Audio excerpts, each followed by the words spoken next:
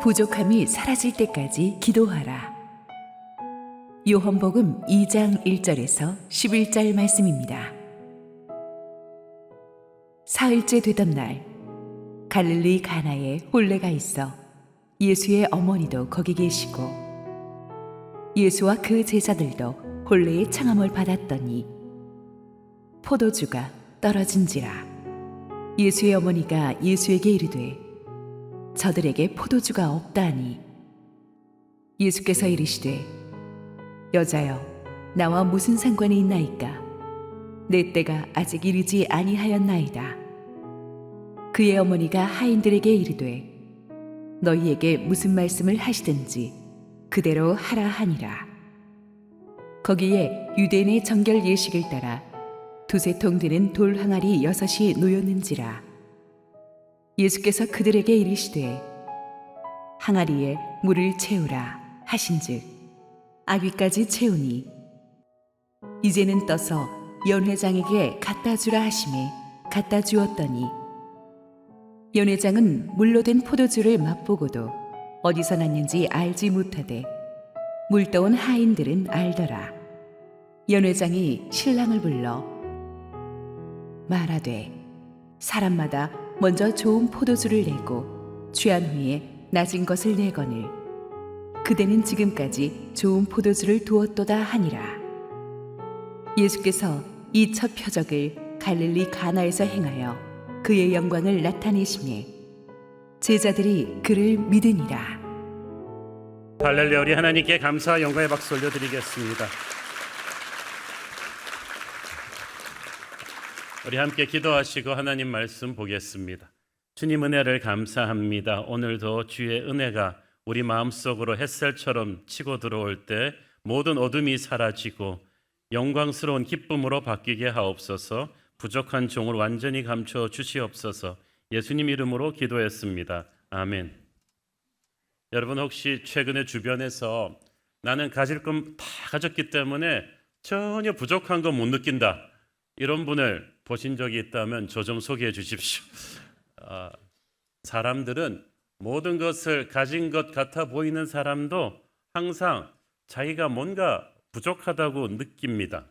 가진 돈이 부족하다고 느끼든지 외모가 부족하다고 느끼든지 머리나 재능 혹은 인맥이나 집안 배경이 부족하다고 느끼든지 어떤 형태로든 우리 인간은 나는 항상 뭔가 부족하다고 느끼고들 사는 것 같아요. 근데 자꾸 자기가 뭔가 부족하다고 생각하면 인생이 참 우울합니다. 분노가 많고 조급해지죠.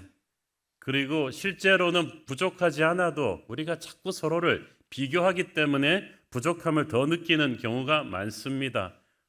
지금 서울에서 여러분이 강남에서 중산층으로 아무리 조그만 아파트라도 사시잖아요. 전 세계에서 톱 10% 잘 사는 층입니다. 아직 감이 잘 안 오시죠? 그런데도 우리는 감사함보다 부족함을 항상 더 느끼고 사니까 참 이 세상의 영은 감사를 모르게끔 하는 것 같습니다. 하지만 실제로 살면서 뜻밖의 타이밍에 부족함이 현실로 나를 덮치는 경우가 있습니다. 돈이 가장 필요한 때 돈이 딱 떨어지는 거예요. 사람이 가장 필요한 때 사람이 없어요. 너무 좋은 기회라서 누가 조금만 도와주면 될 것 같은데 그 조금만 도움 줄 사람이 없는 거예요. 발을 동동 구릅니다. 누구한테 속내를 털어놓을 수도 없고 아쉬운 얘기 할 수도 없는 힘든 상황이 오죠. 오늘의 본문은 2000년 전 유대 땅 가나에서 바로 그런 난처한 상황에 처했던 어떤 집에서 예수님으로 인해서 체험한 놀라운 기적의 스토리인 것입니다. 1절 2절 읽습니다.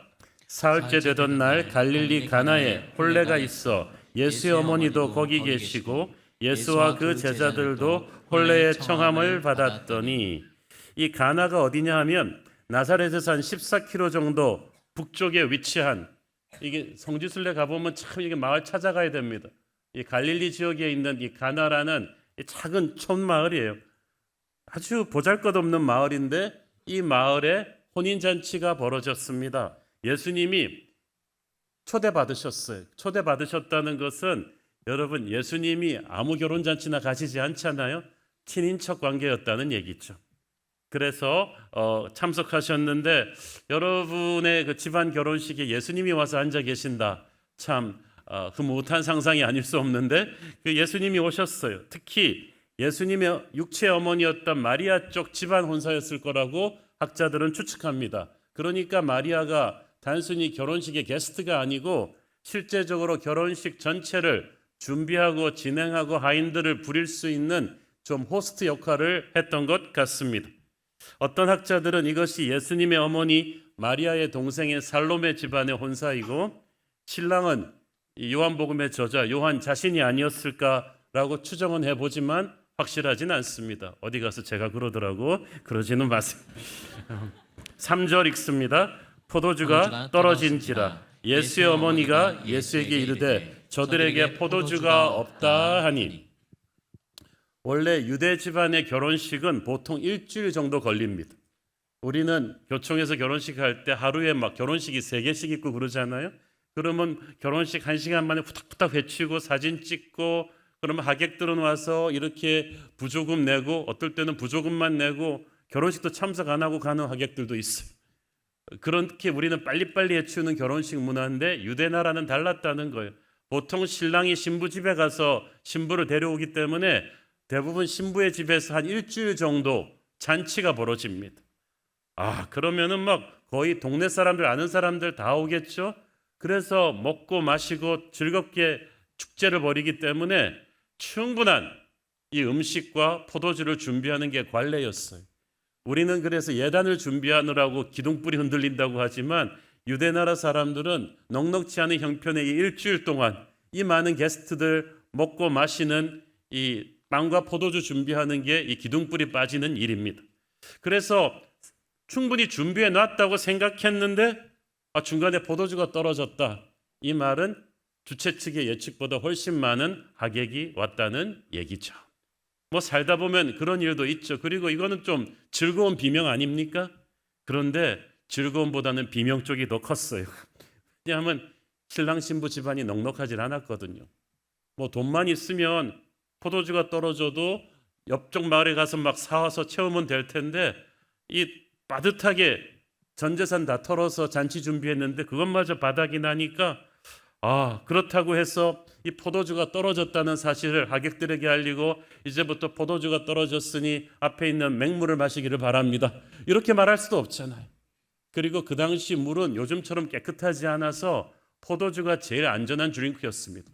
그래서 이 사실을 만약 하객들에게 알리게 되면 사정이 어찌되었든 이제 신랑 신부는 그 동네에서 살아야 되는데 평생 하객들은 아주 마음이 상해서 돌아가게 될 것이고 신랑 신부는 얼굴에 수치심을 가지고 살아야 되는 일인 거예요.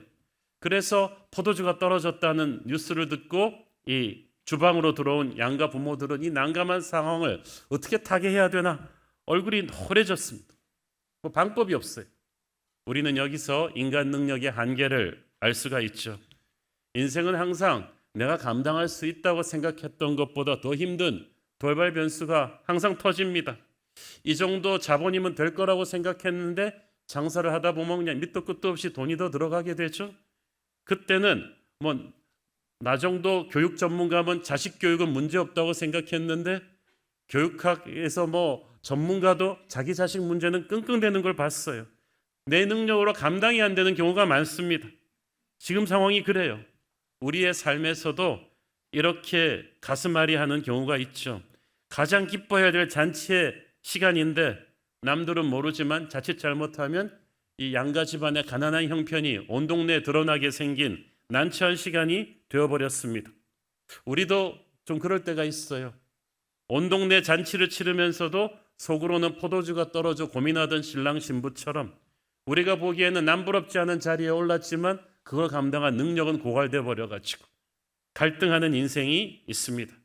겉에 보이는 육체는 물로 씻어 상쾌한 듯하지만 가슴 깊은 곳의 영적인 문제는 씻김을 받지 못해 고민하는 인생, 그 내용 없는 인생, 겉모습은 화려한데 이걸 바칠 만한 내용이 없어서 지친 그 인생이 예수님을 만나면 소망이 생길 줄로 믿습니다.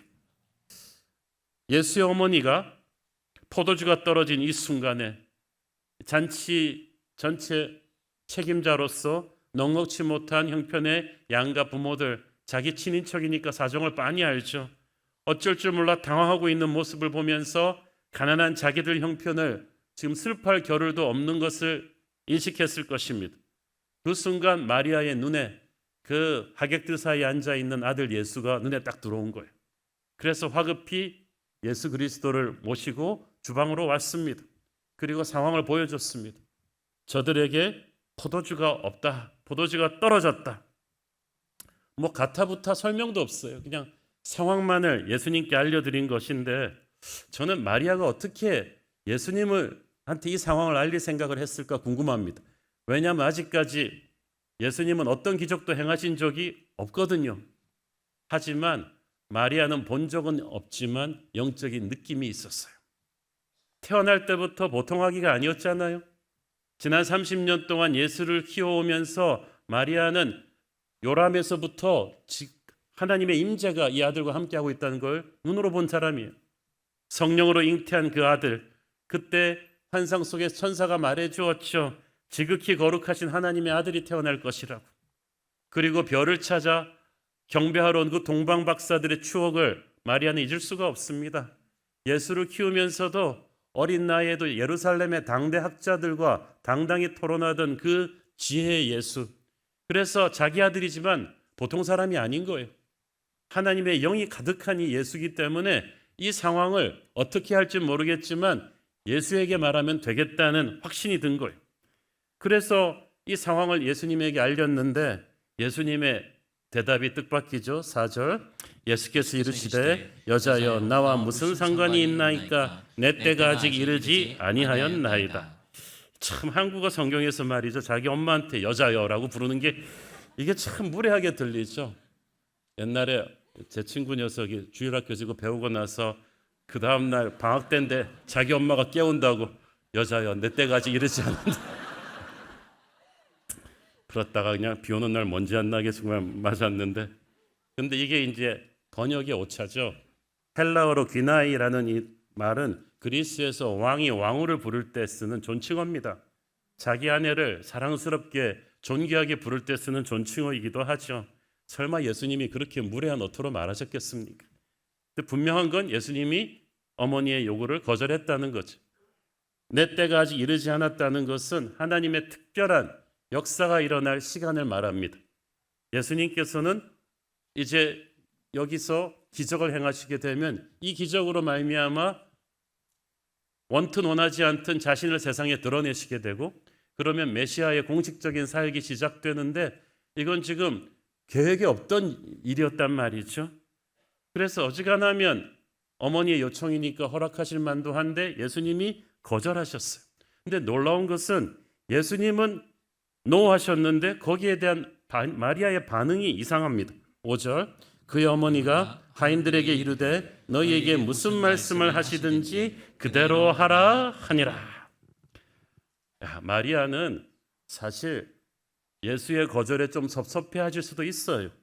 야 아들아 내가 30년 동안 등골이 휘게 널 키우느라고 내가 뭐 이렇게 부탁한 것도 별로 없는데 엄마가 이렇게 좀 간곡히 부탁하는데 이렇게 한 칼에 거절할 수가 있냐라고 아쉬운 반응을 할 만도 하는데 이 마리아가 가타부타 말을 안 하고 그냥 돌아서서 하인들한테 말합니다.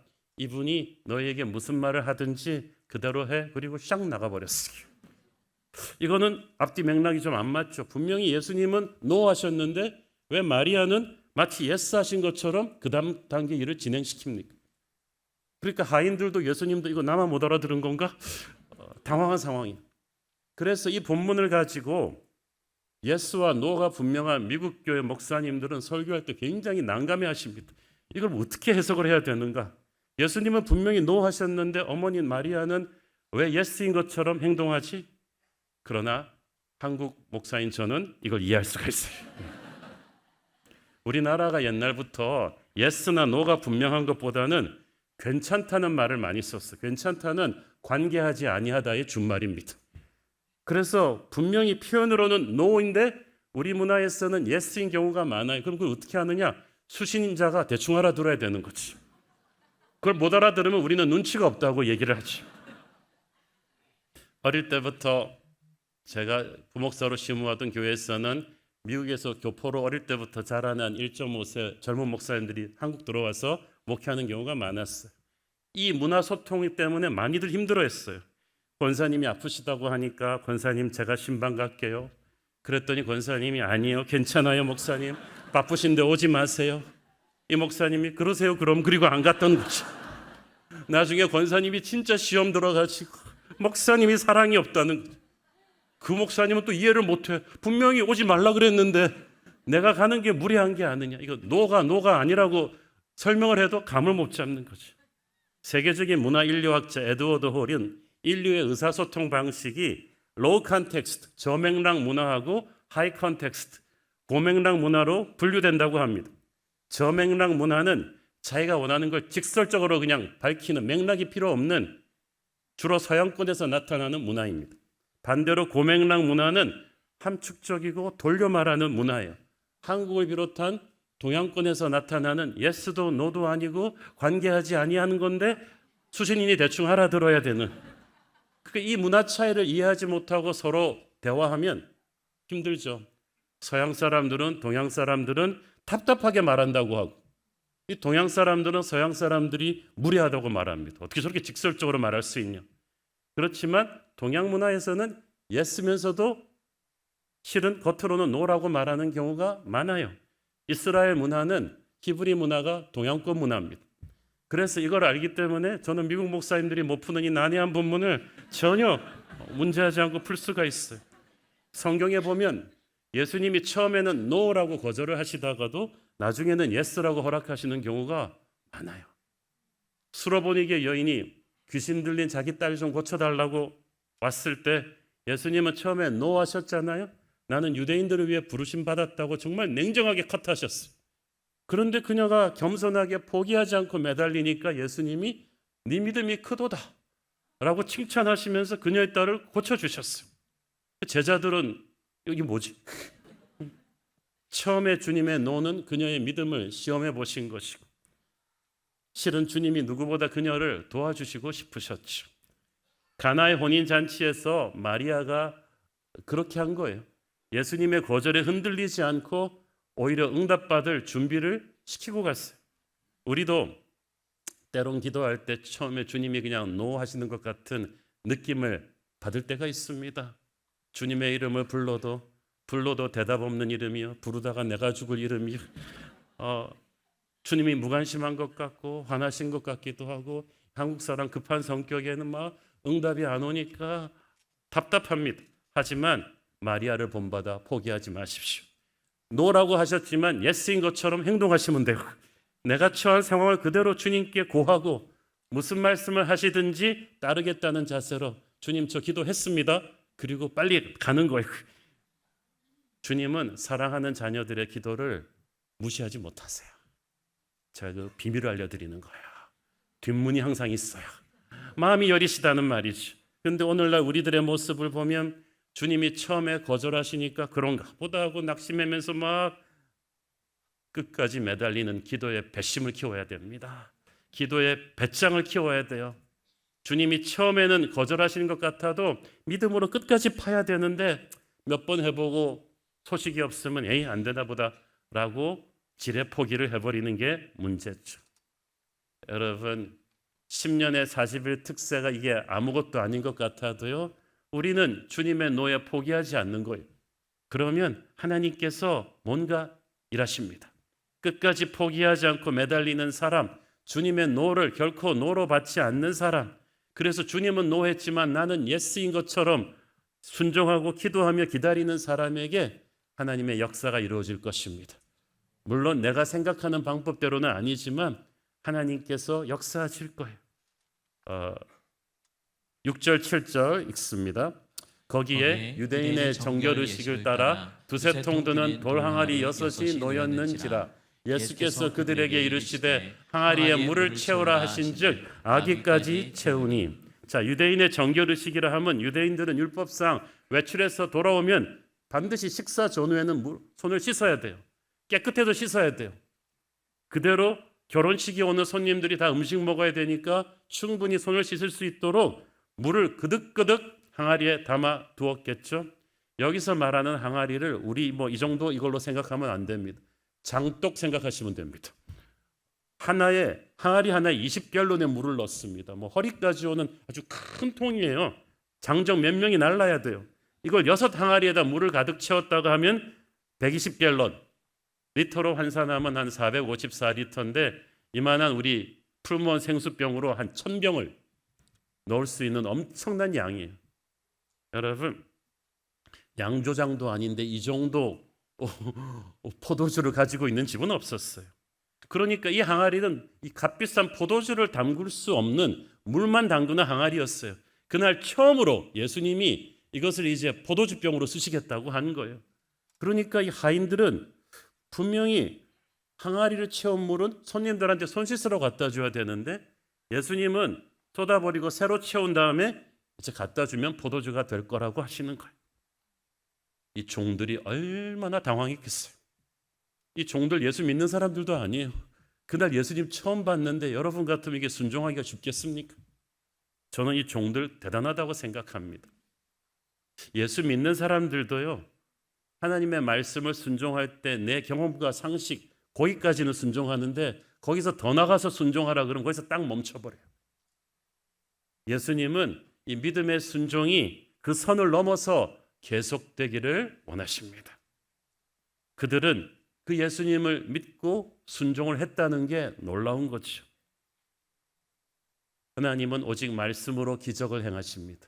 그런데 말씀으로 행하시는 기적을, 그 말씀에 담긴 능력을 풀어놓는 길이 바로 순종에 있었어요. 하나님을 모르는 하인들도 순종하니까 기적이 일어나는데 하나님을 믿는 우리가 순종하면 어떤 기적이 일어날 것 같습니까? 여러분, 말씀은 공부하라고 주신 것이 아니라 순종하라고 주신 거예요. 순종하면 기적이 일어나요. 제가 미국의 어떤 지역에 집회 갔을 때 말씀드렸죠. 같은 지역에 두 교회가 있는데 한쪽 교회는 아주 똑똑한 그 지역 연구소 박사들로 가득 찬 교회, 또 한쪽은 또 국제 결혼하고 오시고 또 여러 가지로 힘들고 가난한 교포들이 모여 있는 교회인데 이쪽 교회가 훨씬 은혜가 있어요. 비슷한 숫자도 헌금도 제일 잘 많이 하시고 감사가 있고 성령의 임재가 가득해요. 말씀을 공부하는 사람들하고 순종하는 사람들의 차이인 거지. 순종하면 기적이 일어날 줄로 믿습니다. nothing에서 something이, 무에서 유가 생기는, 물이 포도주로 변하는 역사가 우리의 인생에 일어날 것입니다. 대부분의 사람들은 잔치에만 참여하기를 원합니다. 손님들도 잔치를 즐기기만 했지 이 잔치를 위해 땀 흘리진 않았어요. 포도주가 떨어졌다는 사실 몇 명밖에는 몰랐어요. 근데 잔치를 준비하던 마리아가 알았고 하인들이 알았어요. 그 부족한 거를 주님만이 채우실 수 있다고 마리아가 주님에게 갖고 갔기 때문에 이 기적이 시작된 거예요. 우리가 체험하는 모든 기적은 누군가의 작은 기도로 시작된 줄 믿습니다. 그리고 말씀대로 순종하는 하인들의 노고가 있었기 때문에 이 역사가 이루어지신 거예요. 물론 이루시는 이는 주님이시지만 주님의 놀라운 기적을 담아내는 이 판을 누가 짰느냐? 이 마리아의 기도와 순종하는 하인들이 짜준 거예요. 그래서 이 잔치를 연회장이 이 포도주를 맛보고 이거 도대체 어디서 온 포도주냐고 할 때 아무도 몰랐는데 9절에 보면 물떠온 하인들은 알더라. 이 말이 굉장히 중요한 말입니다. 오직 순종해 본 사람들만이 알 수 있는 영적인 비밀이 있어요. 그들은 눈앞에서 물이 변화의 포도주 되는 이 기적을 목격하고 얼마나 충격을 받았겠습니까? 훗날 그들은 예수님을 따르는 성도들이 되었을 것입니다. 진짜 기적은 기적을 근원이신 예수님을 느끼는 거죠. 바라보게 되는 거죠. 그분에게 나의 찬양과 경배를 드리는 것입니다. 저는 우리 모두가 이 물떠온 하인의 이 순종을 본받아서 사람들은 모르는 예수의 임재를, 그분의 능력을 확인할 수 있게 되기를 바랍니다. 8절 9절 읽습니다. 이제는 떠서 연회장에게 갖다 주라 하심에 갖다 주었더니 연회장은 물로 된 포도주를 맛보고도 어디서 났는지 알지 못하되 물떠온 하인들은 알더라. 연회장이 신랑을 불러.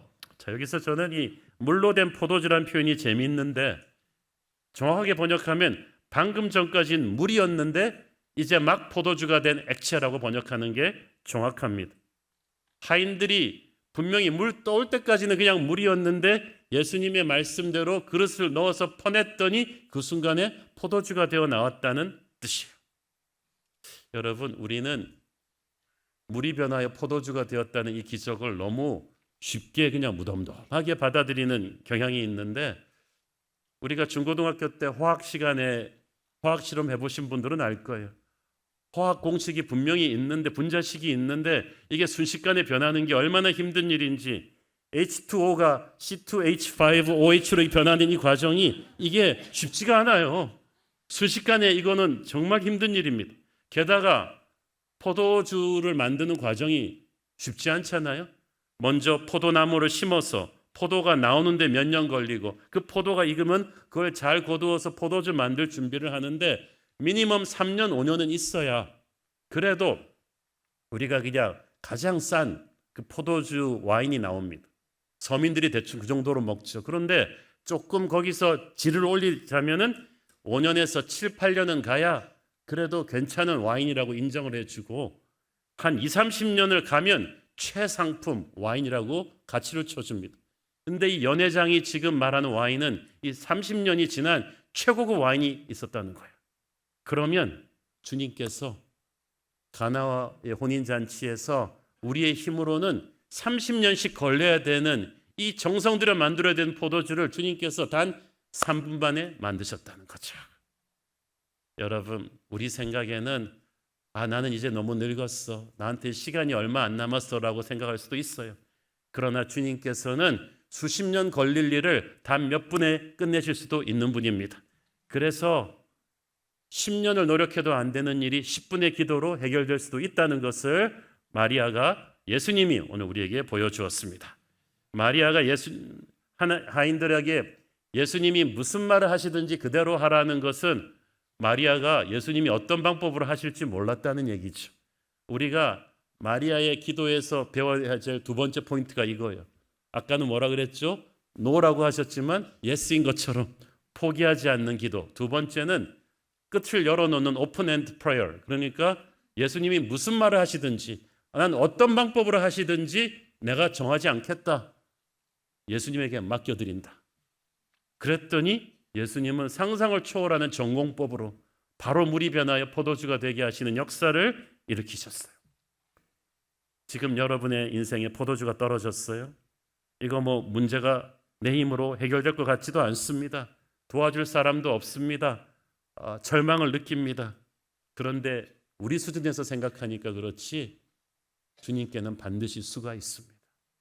머리가 나쁘면 노력하는 것보다 머리 좋은 사람한테 가서 물어봐야 되죠.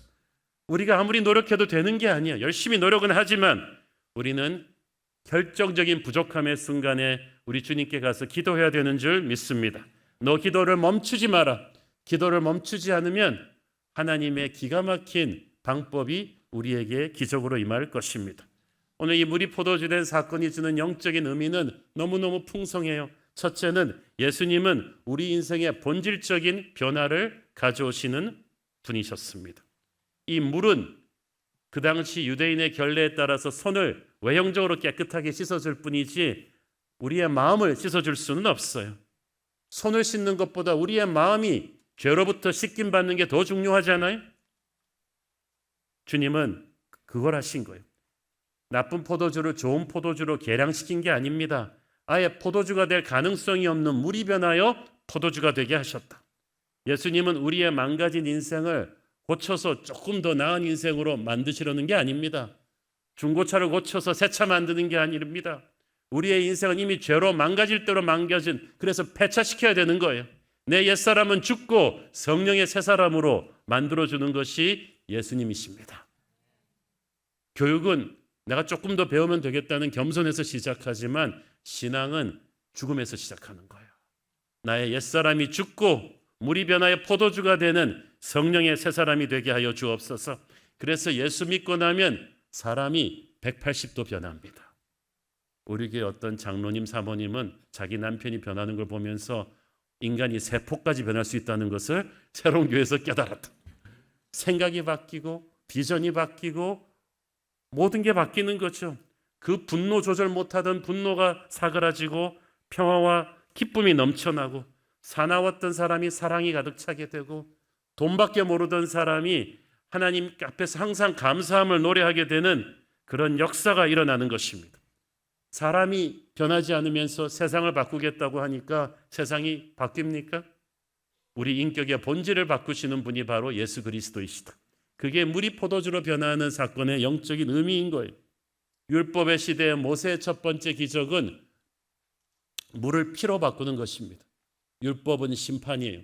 그러나 은혜의 시대 예수 그리스도는 물이 변하여 포도주 되게 하십니다.